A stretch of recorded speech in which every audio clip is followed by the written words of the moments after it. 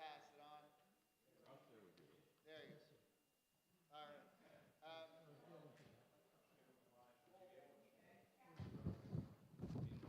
This coffee, the Israelites had this coffee when they got across the Red Sea. They go back the other way.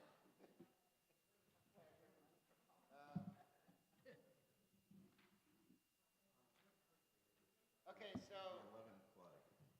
you can always find the source sheet online too. So if you have your phone, you can just go to the TBAM and you'll find it. The website's looking really good. I don't know if you've been on it lately, but it's been improved a great deal. I think it looks really, really good. Put a lot of work into it. So, all right. Good Shabbos, everyone. Here we go.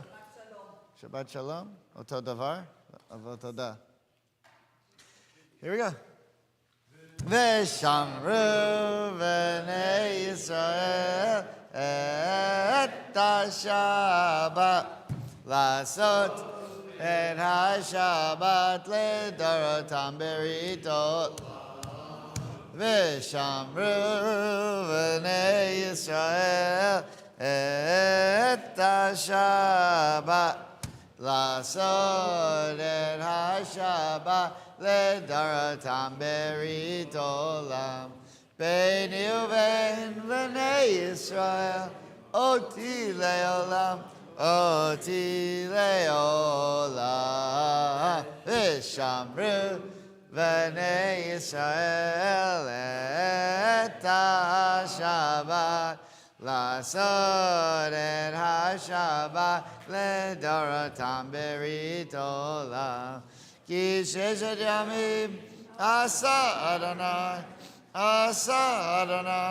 את השמיים ואת הארץ ושמרו בני ישראל את השבת לעשות את השבת לדורותם ברית עולם וביום השביעי שבת וינפש שבת וינפש שבת וינפש ושמרו בני ישראל את השבת לעשות את השבת לדורותם ברית עולם ברוך אתה אדוני אלוהינו מלך העולם בורא פרי הגפן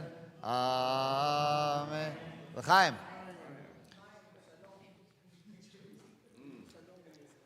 Squeeze just one person. Blessing for Torah study.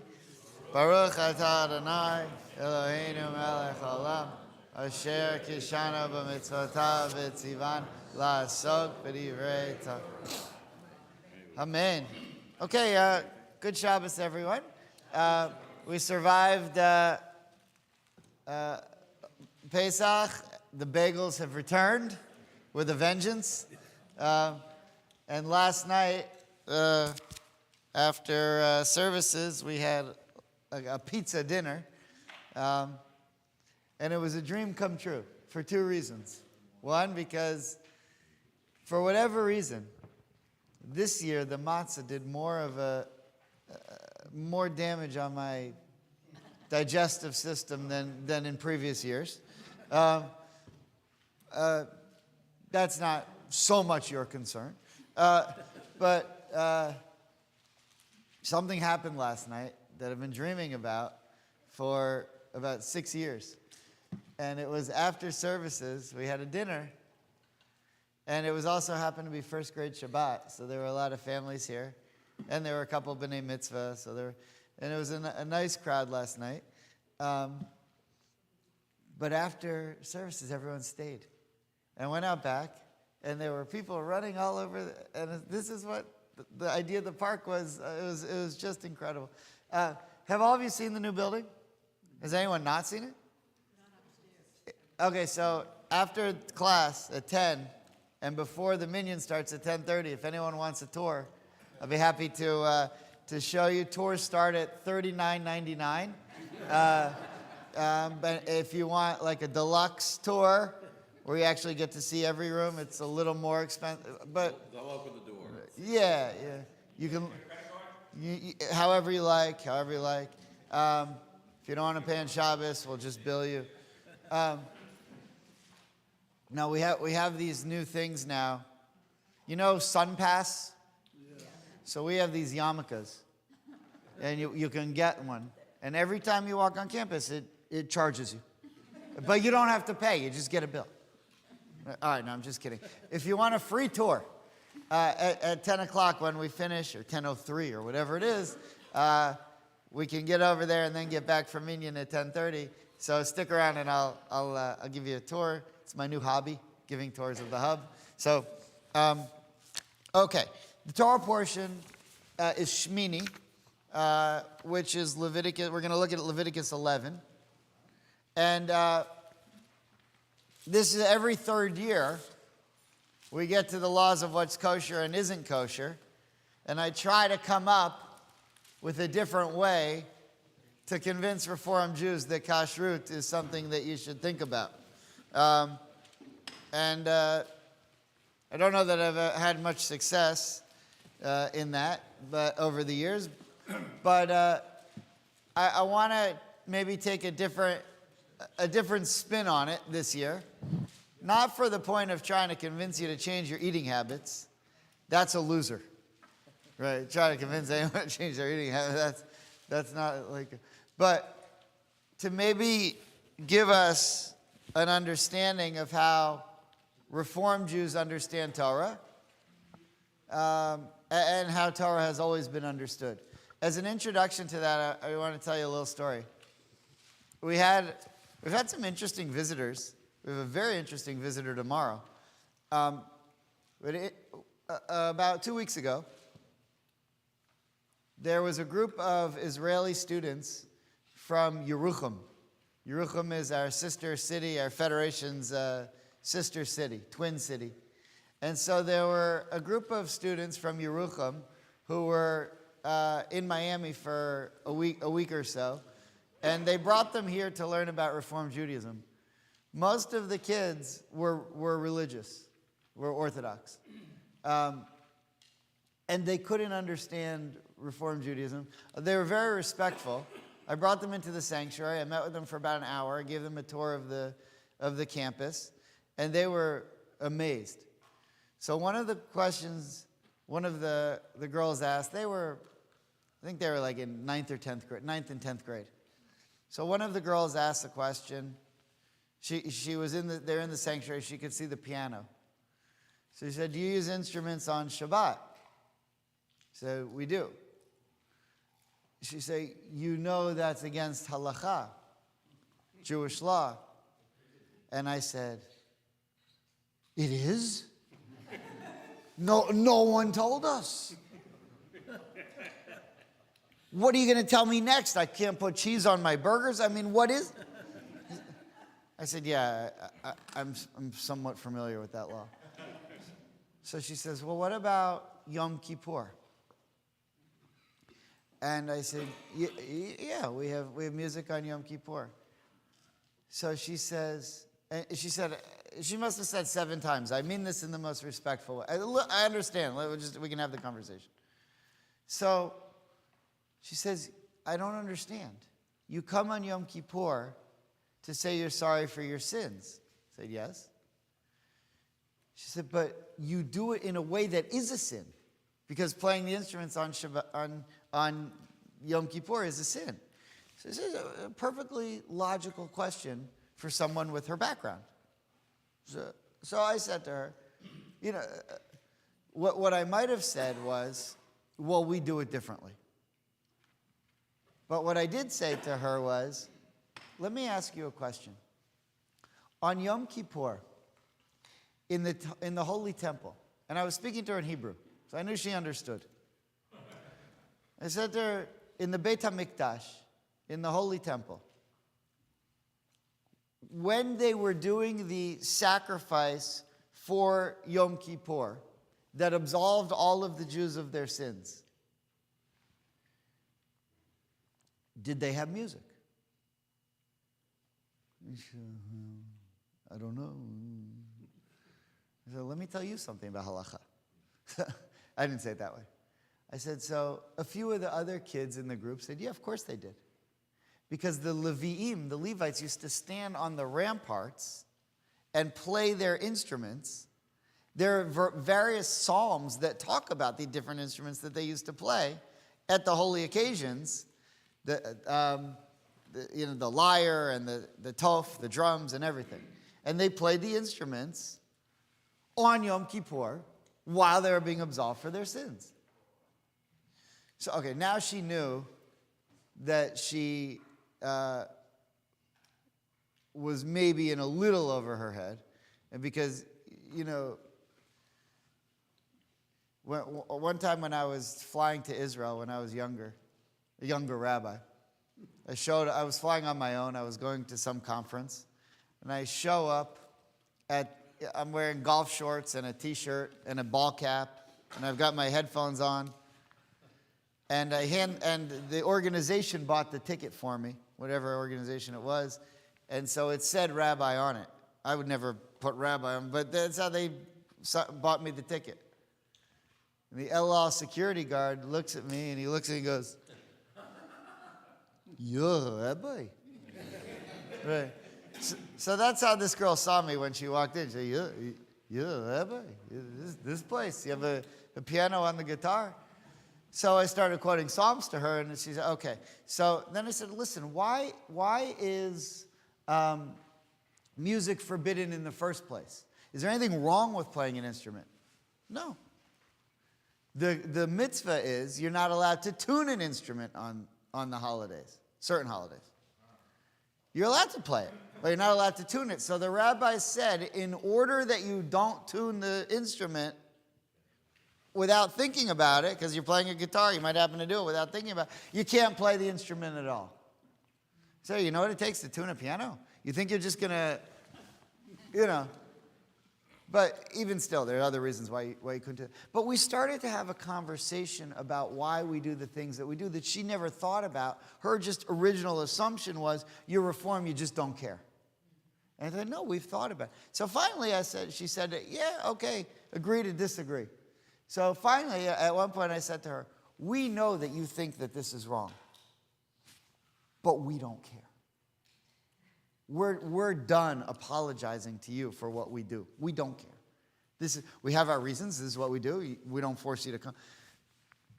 Now, when we look now at keeping kosher, we have a couple minutes left for the class.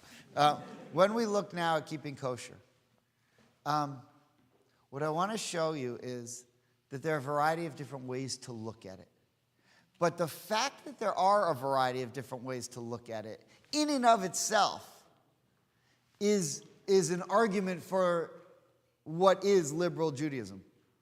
That there are a variety of different ways to look at any mitzvah.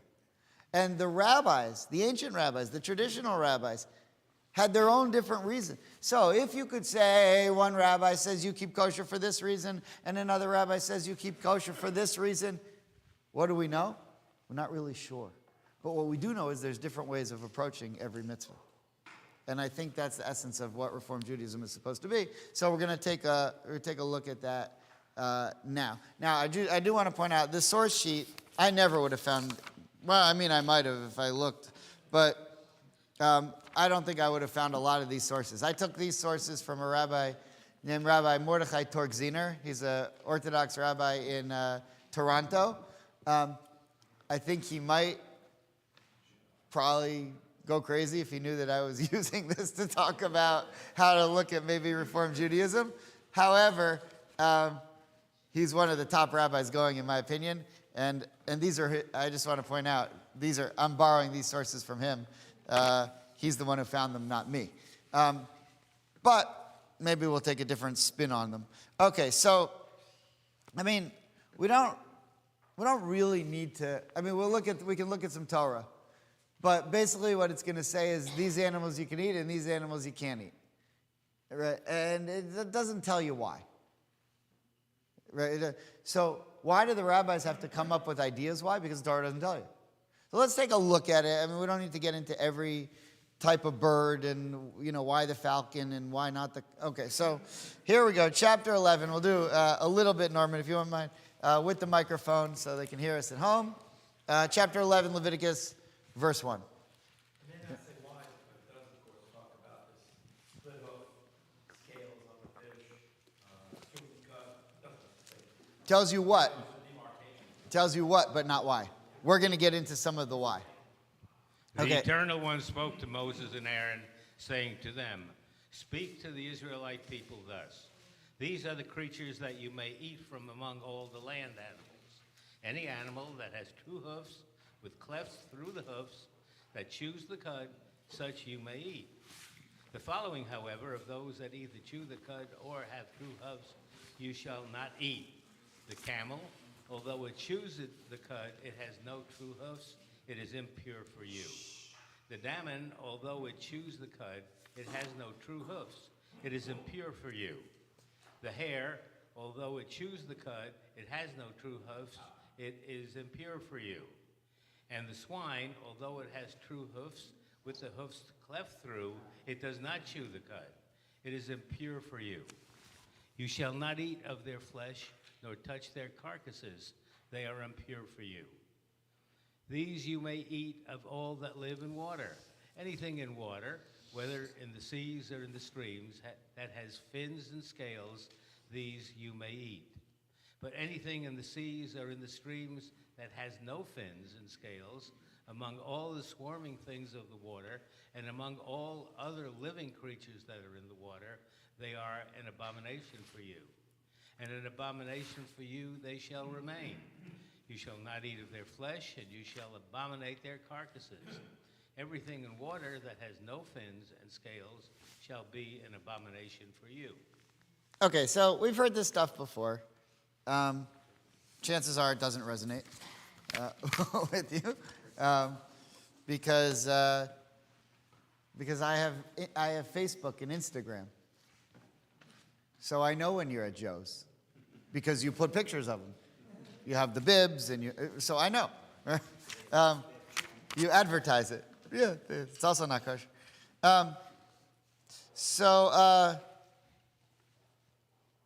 That's not why we're looking at it today.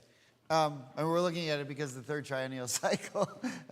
But I want to point out now that the rabbis have had different ideas about what this means. Now, we've heard before the idea, has anyone ever heard this idea that there's 2 types of laws in the Torah, chukim and mishpatim? Okay. Anyone know that? So these are 2 words that means laws. Laws, it's often translated as chukim and mishpatim. When you look at English translations of the Torah, it often says laws and precepts. And so a good question will be, well, what's the difference between a law and a precept? And it probably means that the Torah, that the translation didn't want to say laws and laws. So it said, oh, precept. Precept to me is a golf ball. Any golfers here? It's a brand of golf ball called the Precept.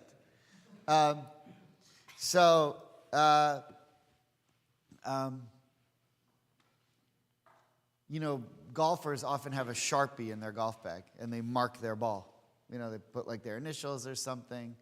Whenever I had a precept, I would write on top of it, chukim. If I had a titleist, I'd write mishpatim. Right. All right, so a mishpat is a law generally that, even if you don't play golf, that's really funny. I mean, imagine, a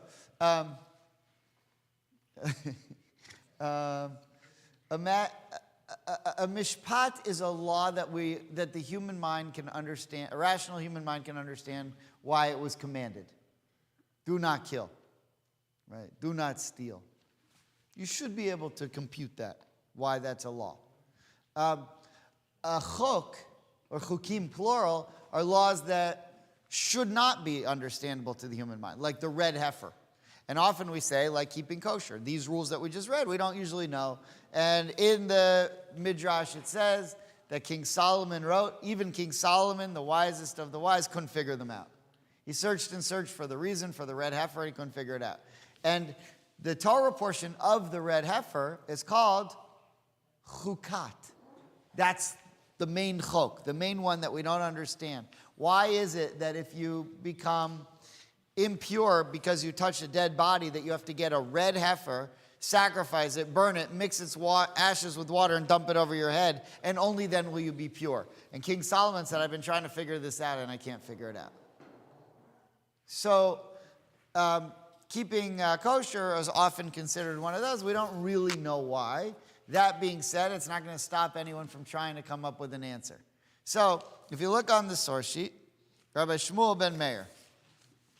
Have you ever seen a page of Talmud where you have the middle section is the main text, and then there's commentary all around it? If you haven't, you can Google page of Talmud and see what it looks like. But in the middle, there's commentary. And on one side is Rashi. And on the other side is what you call Rashi's students, who are the Tosafot. And they're a school of rabbis, mainly from France, who are on the other side.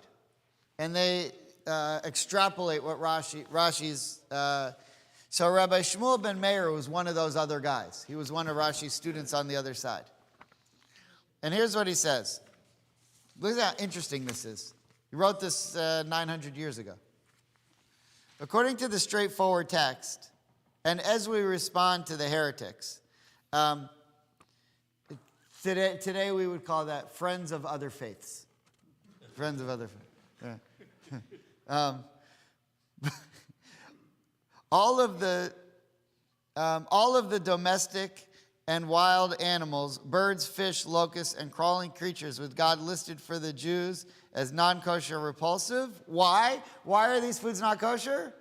They corrupt and overheat the body. Now, this guy, who knew absolutely nothing about modern science, was of the belief, and he must have got this tradition from somewhere, that the reason non-kosher foods are non-kosher is because they're not healthy.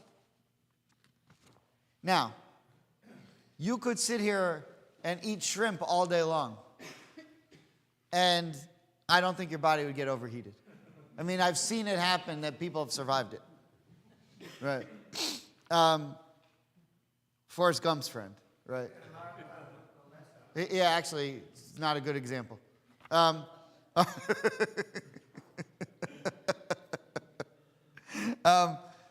So, all right. But first opinion, non-kosher foods aren't healthy. This is not me saying that. This is one of the great rabbis who's on the page of every page of Talmud, saying we have a tradition that some of these non-kosher foods are not healthy. Now, a good reason to be a Reformed Jew today is to say we know what's healthy and what isn't. You know, it doesn't matter. If I eat I mean, you don't want to put too much butter, whatever. But there's healthy ways to eat these foods, and you could be fine. But that's what they thought. So I'm just pointing out there was an opinion at one point among the leading Jewish rabbis that it's not healthy. Okay, now the Sefer HaChinuch, which is from a similar time period, was written anonymously, is a book that explained the point of each of the mitzvahs. The second source: when tongs are strong and fashioned to hold vessels, the craftsman will fashion good vessels. If the tongs are not good, they will never produce well-formed, attractive vessels. Similarly, when the body has a deficit of some kind, the intellect cannot function according to that deficit. Therefore, our complete Torah distances us from anything that could cause us a deficit, which means to say that if you eat things that cause your health to suffer, it will cause your intellect to suffer, and you won't understand Torah as well. And for that reason, maybe you won't die, because they probably didn't know what cholesterol was. They certainly didn't know the importance of the ratio, right? Or their triglyceride count, or whatever. But they did know that when you weren't well, it was hard to focus on your studies, and then you couldn't absorb Torah as well. And so this has something to do with it, which is really, really interesting. Two more from Maimonides. And then there's some other reasons as well, which we can get into for why keeping kosher, which I think are even more fascinating.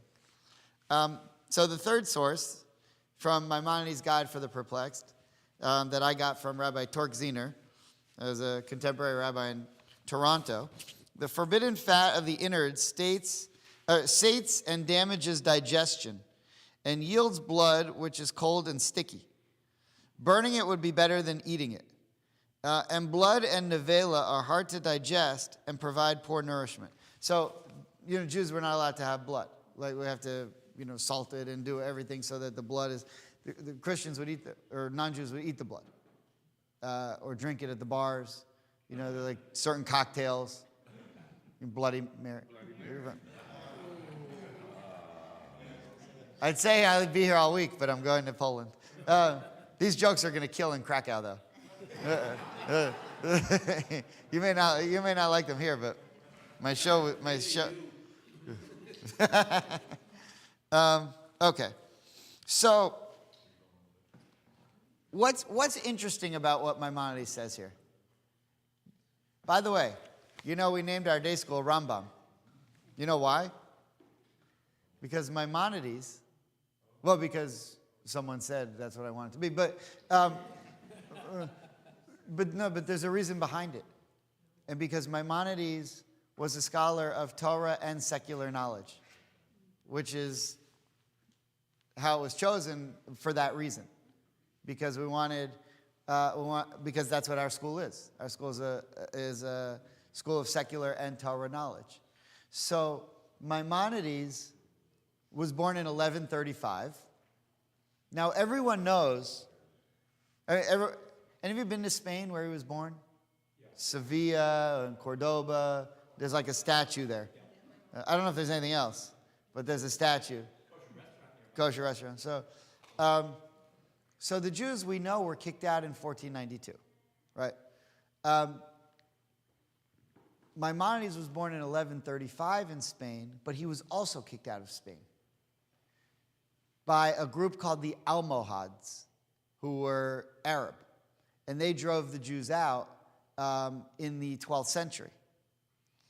Then they came back, only to be kicked out again, this time not by Arabs, but by Christians.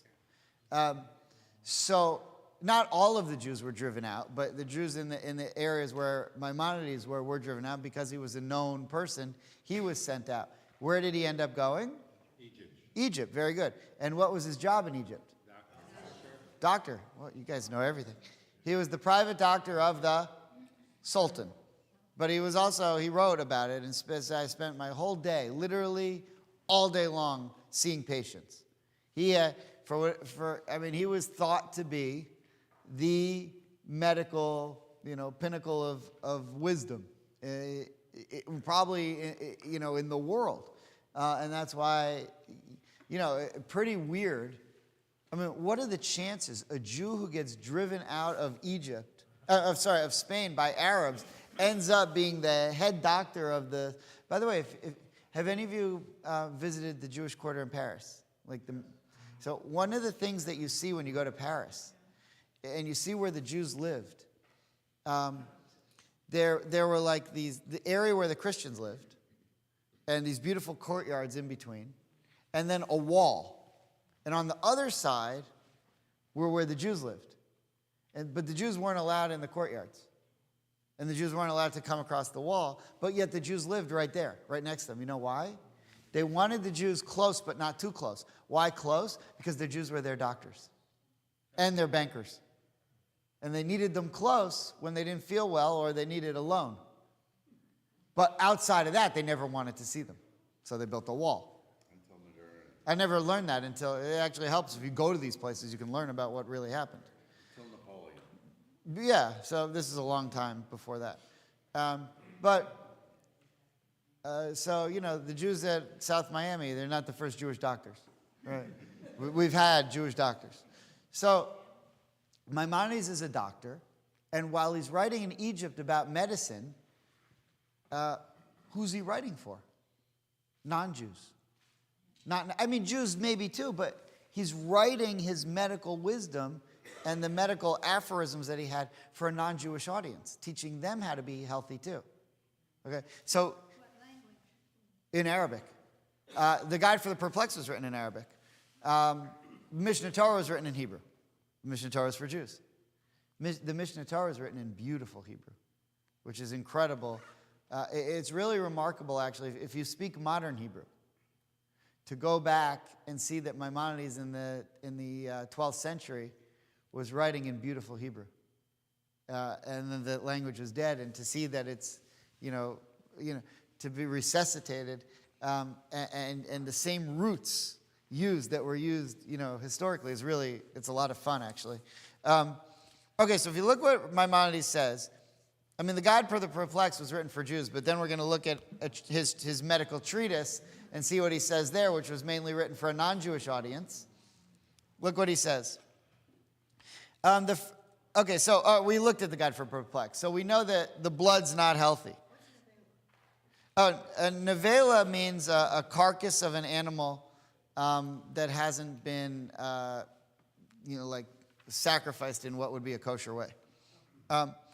Good question. Okay, so look at his medical aphorisms. Again, this is for a non-Jewish audience. The most valuable and most appropriate bread for someone who performs no physical exercise or for the elderly is bread which has been well baked in the oven and which contains a large quantity of sourdough. However, matzah bread, in all its forms, is not appropriate for any type of individual. Isn't this great? So now, of course he knew that on Pesach you have to eat matzah on the 2 nights of the Seder, and that it's praiseworthy to eat matzah, at least a piece of matzah every day during Pesach. But he's writing for a non-Jewish audience. And now, whether Maimonides actually knew anything at all about modern science is unlikely. How could he? Unless he had some, divine knowledge. But you could argue that. I have that. That's a different class that I have.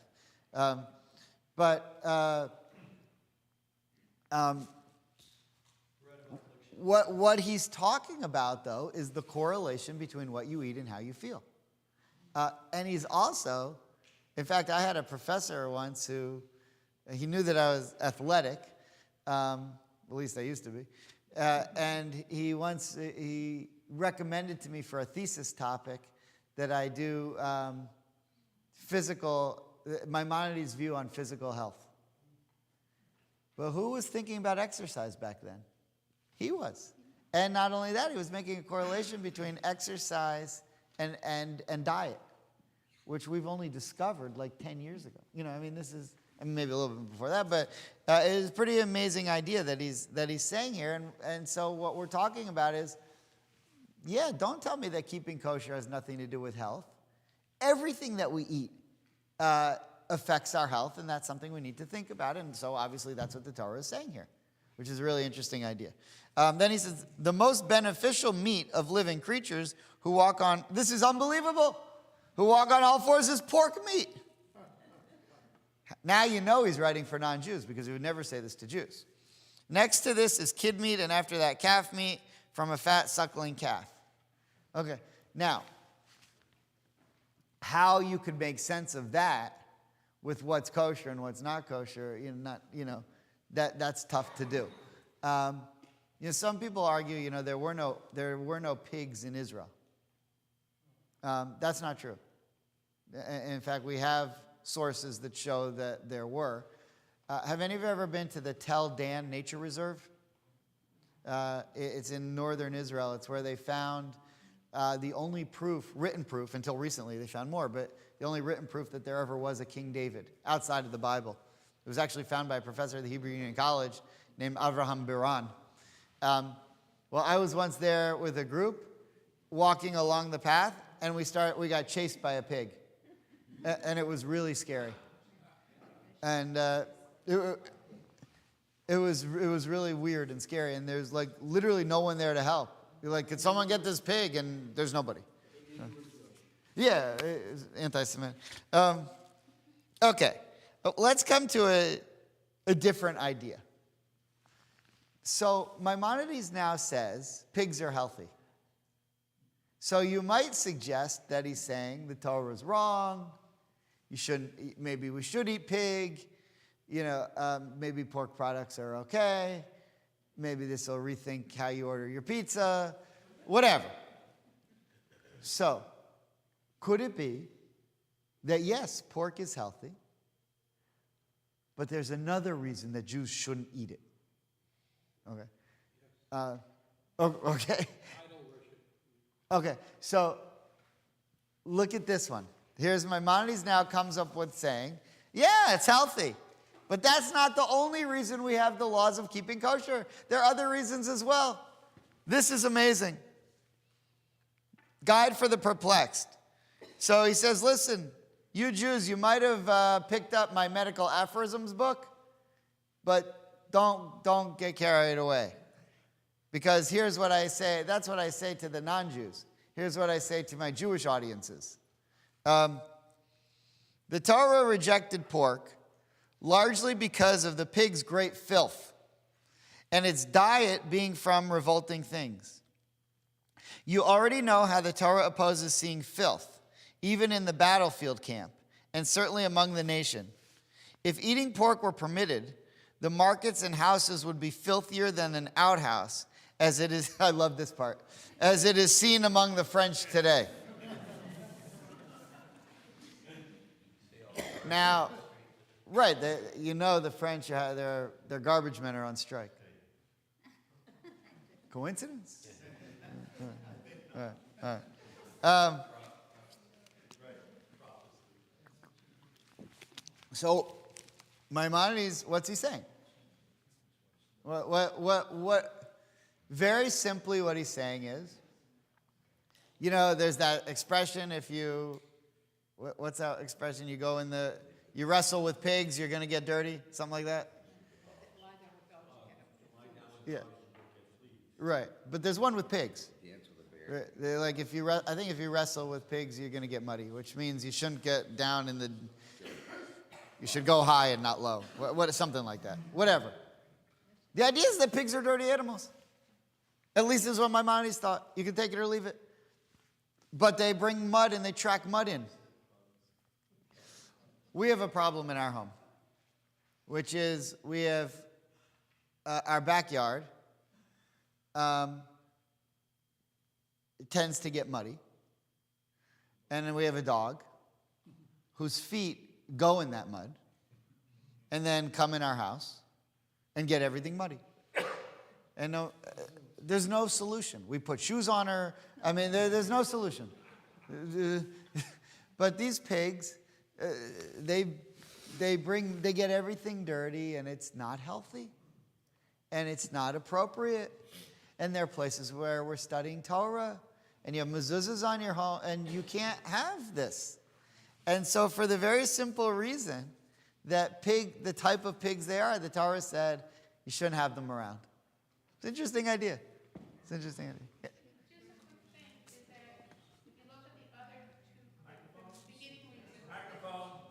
Yeah. Can you pass her the mic, please? Thank you. Say it. If you look at reason number 1 and number 2, the intellect and not eating healthy. Put it on. Well, you want everything. Yeah. It is on. Okay, now it's on. If you look at not eating that healthy and also your Torah, you could think of the person as a vessel as a pig because they're not eating anything that's correct, and therefore they're the filthy person. They're what? Oh, The right. filthy- yeah. Yeah. You could put the person as the pig. Right. Sort of, yeah. Right. I mean, Not saying people are pigs, but Right. The gluttony and everything. right. Gluttony. Right. Very interesting. Okay, so let's go on. Sorry. Yeah, you have a microphone? Here. You pass that. Thanks. I just had a quick question. Why is it that Maimonides gives the secular audience one opinion or one thing, and then he tells the Jewish audience something else regarding pork? Oh, because it is healthy. in terms of the meat, and he probably knew they were eating it anyway. So I would imagine, but I don't have any more information than what's here. So, but that's the difference between me and a scholar. You know, I just know what it says. A scholar could probably read 12 books on what they eat, but what do I know? Okay. One more Rambam. This is now on the second page, the backside. The Saba, which were basically people in Torah times who were not Jewish and believed in, demons and idols and all this weird stuff and sacrificed their children and stuff like that. They believed that blood was most impure, but they ate it because they imagined that this would be food for the demons. And by eating it, they would link themselves to the demons. Therefore, the Torah, which is perfect in the eyes of those who know it, came to remove these sick, deeply rooted notions. The Torah forbade eating blood and was strict in the prohibition exactly as it was strict regarding idolatry. The Torah only stated, "And I will place my face against such a person regarding one who eats blood and one who gives his children over to the Molech idol." Molech is the one who people sacrifice their kids to in Torah times, or in biblical times. And for eating blood brings one to a type of idolatry, the worship of demons. So just to point out now, the rules of keeping kosher, we have 3 reasons so far. One is they constitute unhealthy animals. 2 is they bring filth, not through eating it, but just through their presence and the filth that they bring to your environment, even if you don't eat them. And 3, because certain animals and their blood were consumed for the purpose of different forms of idolatry, and so Jews had to be distanced from them, even if those animals happened to be kosher, and so forth. All right, so 3 reasons so far. Good. All right. Philo. Okay. Now, one of the Philo's first century, and writing for a Greek audience as well as a Jewish audience. So he permits spanakopita. Permits it.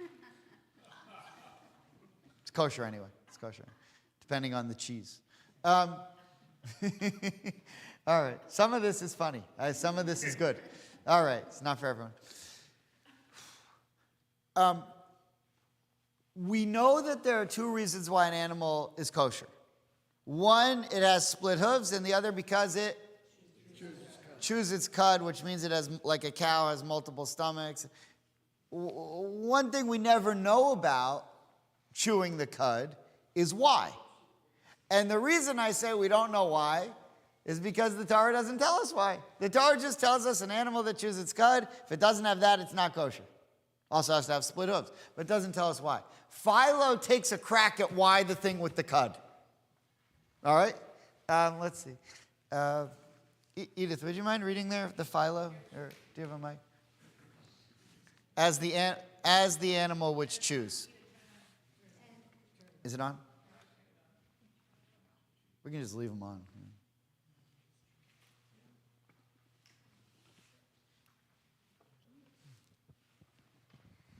As the animal which chews the cud, while it is masticating its food, draws it down its throat, and then by slow degrees kneads and softens it.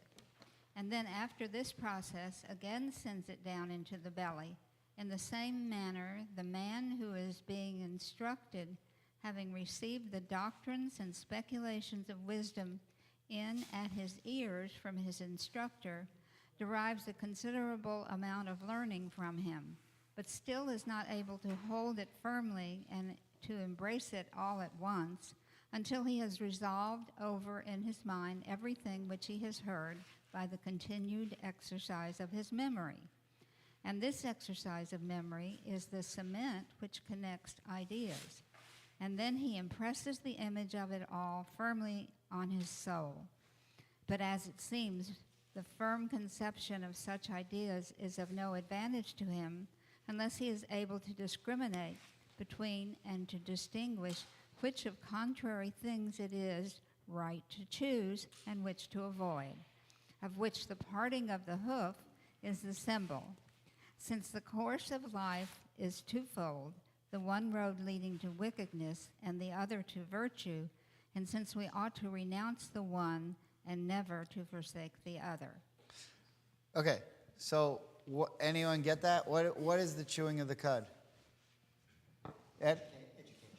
Okay, education, he said, for those listening at home. Repetition. Repetition, good. We're getting someone.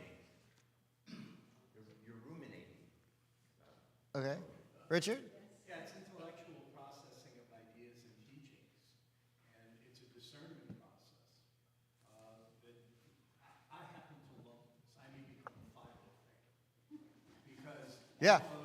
almost I have a good book if you need it. you know, we have a hard drive in us, and the process of taking data in and processing it through and then embedding it upon the hard drive. This is what I see. Yes. And what he might call the hard drive is the soul. Exactly. This is chewing the cud is taking it from the intellect to the soul, which are two different things. You understand, you learn about the mitzvah, you understand the mitzvah intellectually in your brain, and once you do, then you can digest it to your soul and really get the benefit from it. Do you have a microphone? Can we pass that back?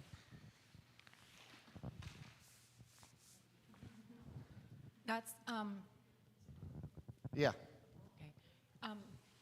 That's very interesting and maybe a symbol for why that would be a kosher animal, but it still doesn't tell me why, simple woman that I am. It doesn't tell me why, and so I'm thinking maybe it's a second chance at purifying the bacteria and things that would make you sick when it goes through a second acid in the stomach wash after the first. So it's a second washing. Could be. Yeah, I mean, and that would be more in line with what Maimonides was saying. Philo is trying to take it in a more intellectual level, but Well, I think they coincide. Could be. Because in a second washing and making something more pure, Yeah. you're taking it to the soul and making it more pure. distilling it. Yeah. Right. Very nice. Very nice. Yeah. Please. I had to write a paper a few years ago on Islam and Judaism. And Okay. I looked up the question, like, why do Jews keep kosher? And, like, a few of these, like, popped up. But at the end of the day, I feel like a lot of rabbis in these articles were saying, like, it displays, like, the faith and obedience that a traditional Jew has for God simply because God says, you can't eat this. There should be no questions asked. It's just that this is the way, and you put your faith in me. Well, that's a chok. That's what a chok is. So you have chukim and mishpatim, laws and precepts. The laws are the ones you do because it's obvious. The chukim, you don't get why you do it. It doesn't make any sense. So why do you do it? Because God said so. Yeah. Orthodox rabbis like that answer more than Reform rabbis. But that's the idea. Now, one thing to point out, though, and I hope they did point out in those articles, anyone who says that should also then say this. Chukim we don't understand, but that doesn't mean there's not a reason. There's a reason, just the human mind doesn't grasp it. When you die and go to heaven, it will be explained to you. But at this level, our human minds can't understand it. Even Solomon couldn't understand it. But when you die and go to heaven, it will all be explained to you. So, you know, you're going to get to heaven, and someone's going to say, you know that thing with shrimp and cheeseburgers? Here's the reason.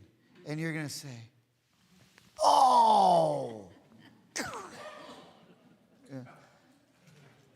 So, good luck with that. All right. So you know what the Reform response to that is? I don't think that's what's going to happen. Right. So I don't know. I've never been there.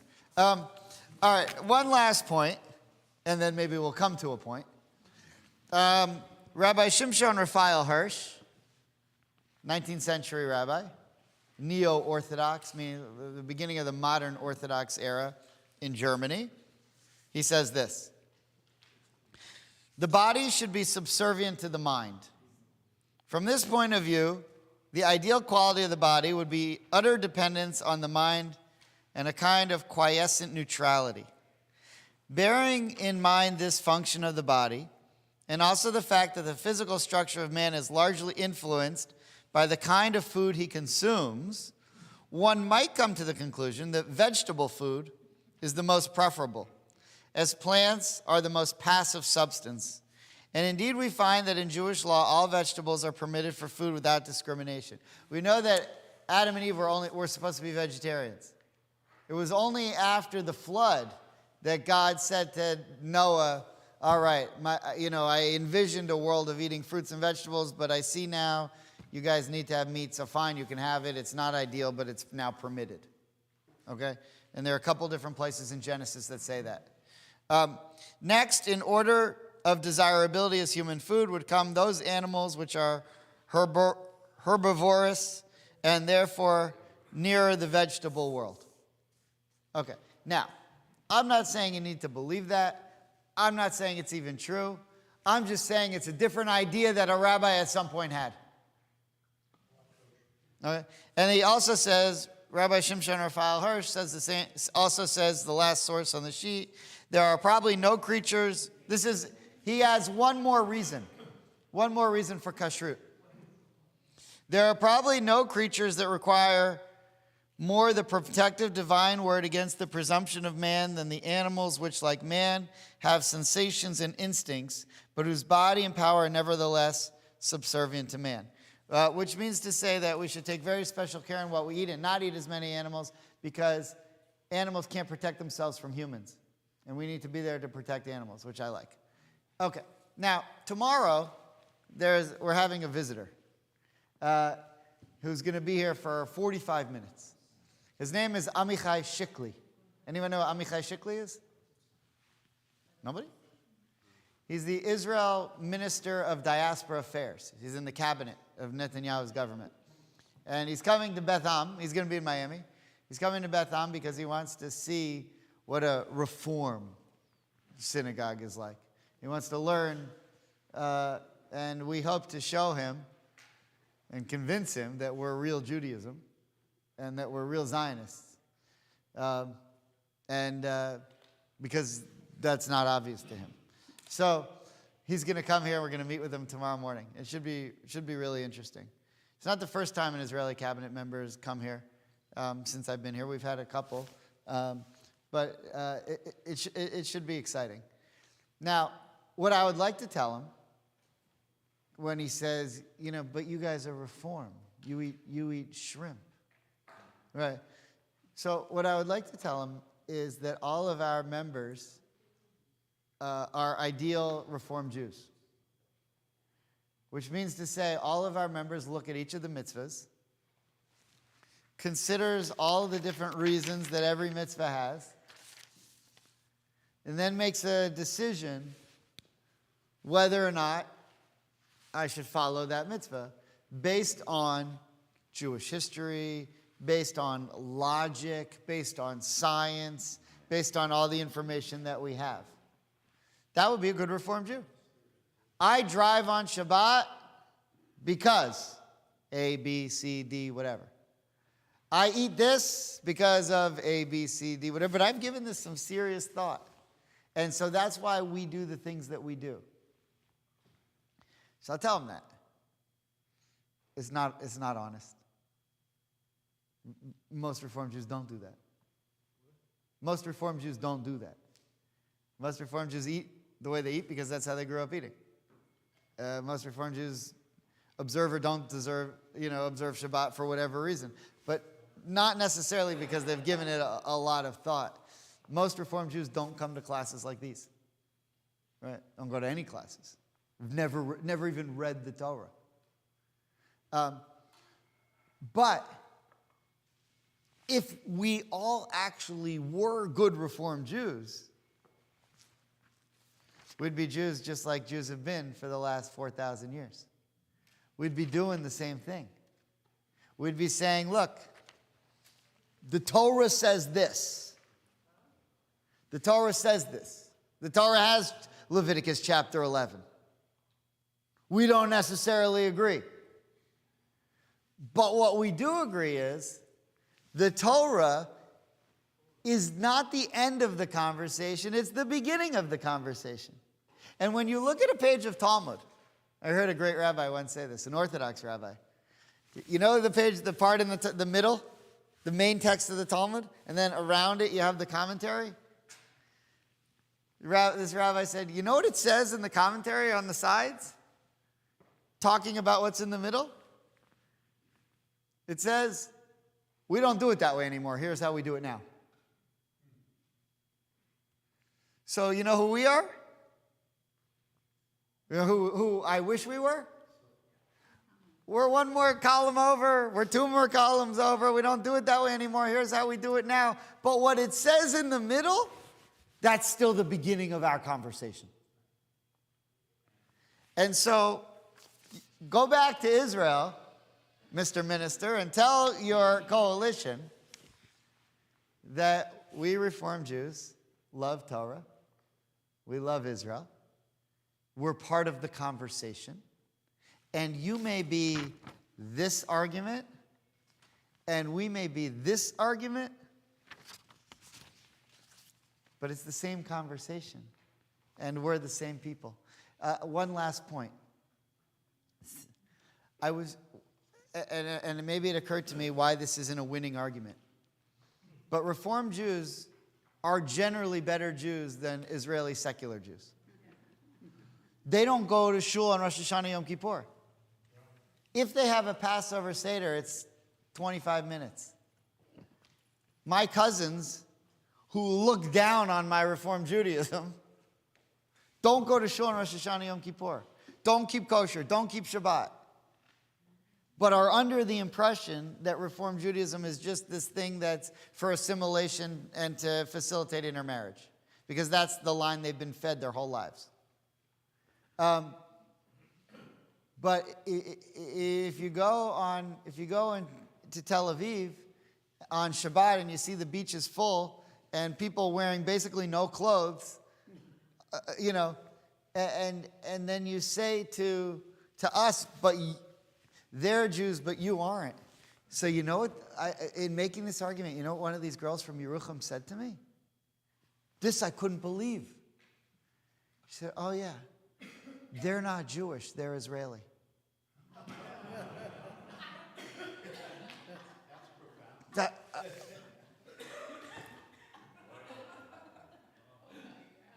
Right.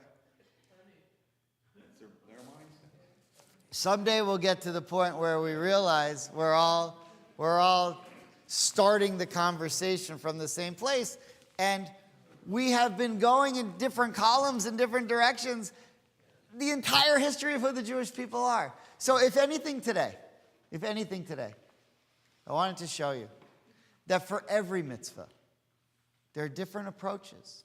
There's different ways of looking at it. Rabbis are talking about the pig tracking in mud into your living room. They're talking about health when they had no idea anything about health. They're talking about demons and blood. I mean, really, if you go to Joe's and you eat the steak or wherever, are you really bowing down to demons? Come on. Makes no sense. So we're in a different era and we have a different approach, and that's fine. But the approach has to be authentic, coming from the same conversation that everyone else is coming from. And if only people who don't understand Reform Judaism could understand that, maybe they would give us a bigger hug and recognize us as Jews like we recognize them. All right. Shabbat Shalom, everyone. Anyone who